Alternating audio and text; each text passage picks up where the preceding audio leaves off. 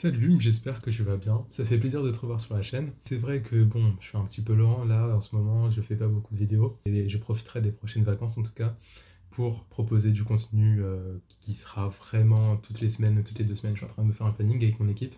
J'espère que vous aimerez le contenu qu'il y aura sur cette chaîne et sur la chaîne Twitch du coup. Sur la chaîne Twitch, je compte faire, je pense, de la cuisine, bref, ce genre de choses, des jeux vidéo, etc. Et aussi du podcast avec l'équipe que je pourrais vous présenter du coup qui va commencer à monter, à faire des projets, à peut-être même faire d'autres vidéos. Je leur fais plein de bisous et je vous en fais aussi, et je vous souhaite un bon visionnage. La cuisine, vous connaissez tous le concept. C'est le fait de mélanger des ingrédients dans un plat, et voilà, basta.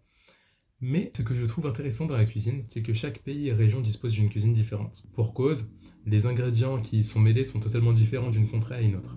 Comme par exemple le safran au Maroc ou, je sais pas, la truffe par exemple en France. On peut l'expliquer aussi par le mélange de certaines ethnies, cette diversité culturelle dans la cuisine. Et la cuisine, vous allez voir, c'est pas qu'une histoire de bouffe.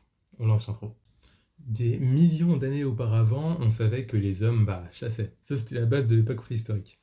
Et on sait qu'il y a 300 000 ans environ, on a eu des premières gravures, des gravures de recettes. Les toutes premières recettes gravées, où il y avait des ingrédients, comment faire la préparation, etc.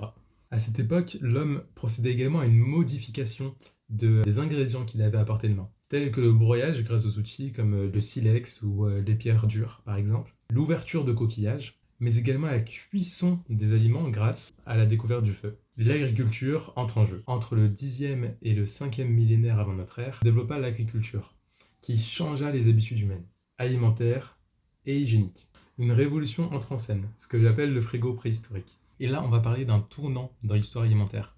Le premier mélange entre guillemets de deux ingrédients. Les hommes mélangeaient dans des bacs, cette fois-ci, les végétaux ainsi que les animaux.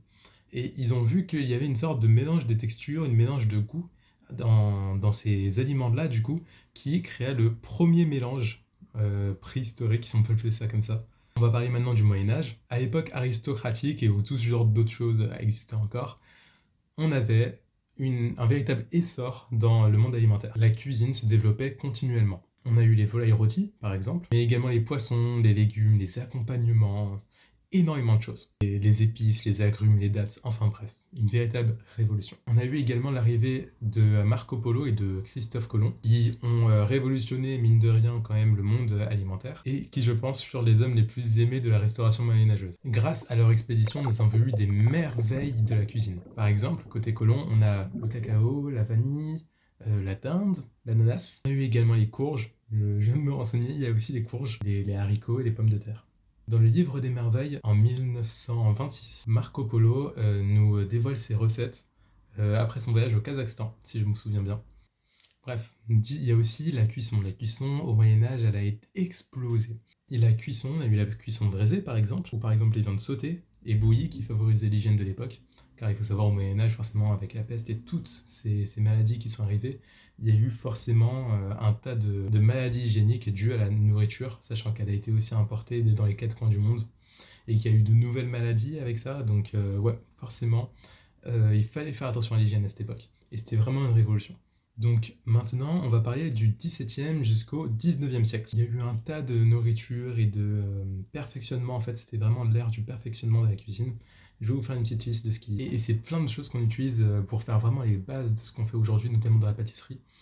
Il y a le ragoût, le pain, les liaisons, la liaison de pain, la farine, les jaunes d'œufs, le jus et le coulis. Donc déjà, ça c'est énorme. Pour la liaison, si je devais vous l'expliquer, c'est lorsque par exemple un cuisinier pense que sa pâte ou ce qu'il veut faire est beaucoup trop liquide. Dans ce cas, il va essayer de faire une liaison. Donc on y incorpore du pain, de la farine, de la fécule ou bien même du jaune d'œuf afin qu'elle ait beaucoup plus de consistance. C'est ça la liaison. Et on appelle du coup ces ingrédients-là les liants qui vont permettre soit de réguler la cuisson, ou alors du coup de prendre en consistance. Ce n'est qu'au XVIIIe siècle qu'apparaissent ces corporations. En gros, c'est tout ce qui est boucherie, boulangerie, poissonnier, tout ce que vous voulez. Et petite chose intéressante, il y avait plusieurs en fait paliers à ces corporations. On y entrait en général quand on était assez jeune, quand on avait 8 ans, et après on travaillait avec le boucher, avec l'artisan en tout cas, on partait aux quatre coins, là c'est pour la France en tout cas, hein, aux quatre coins de la France pour étudier le métier avec d'autres artisans, pour connaître les techniques. Après, on revenait et on passait, si on voulait être un grand artisan, un concours devant un énorme nombre de personnes. Je crois que c'est dans les centaines, voire les milliers, peut-être un millier. Si notre plat avait fait écho, alors on pouvait devenir vraiment un maître de corporation. Mais on est vraiment artisan qu'après avoir fait tout le chemin dont je vous ai parlé, etc. Alexandre Dumas a créé le premier dictionnaire de cuisine. C'est dans cette même ère que l'agroalimentaire, que l'industrialisation vraiment prend son essor et commence.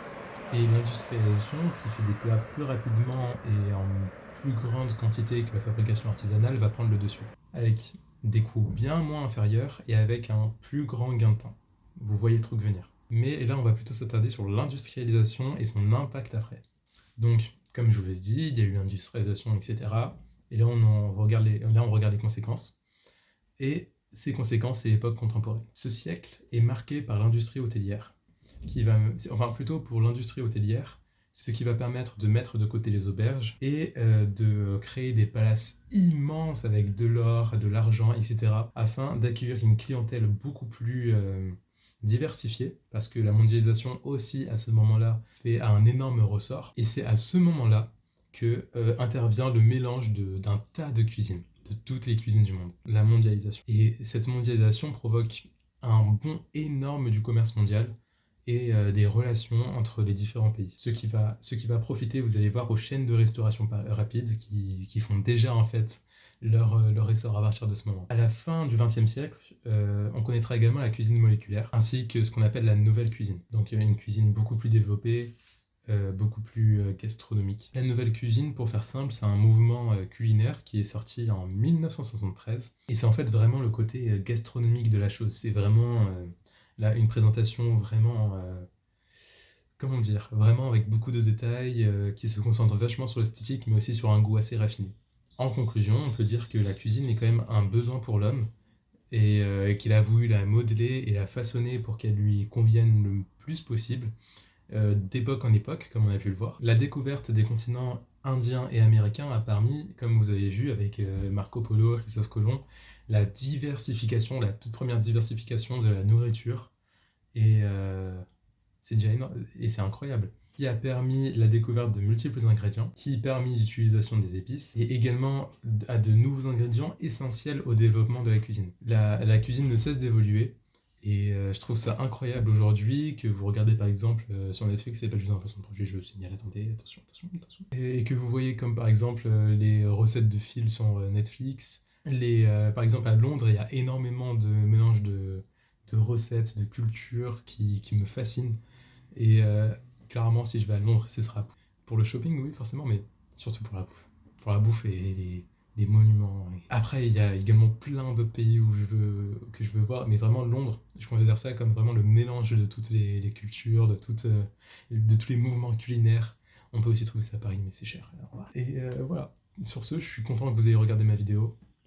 Je vous souhaite à tous plein de bonheur, que vous réussissiez pour le bac, voilà, que tout se passe bien pour ce confinement. J'espère, avec mes live Twitch, pouvoir vous divertir un maximum, parce que je sais que ce qu'on vit en ce moment, c'est pas facile, mais il faut tenir, il faut qu'on s'entraide, et voilà. J'espère vous avoir donné un maximum de divertissement, un maximum de bonheur. Je vous souhaite à tous voilà, un bon week-end, une bonne semaine, un bon jour, et voilà, on se quitte sur ça. Prenez soin de vous.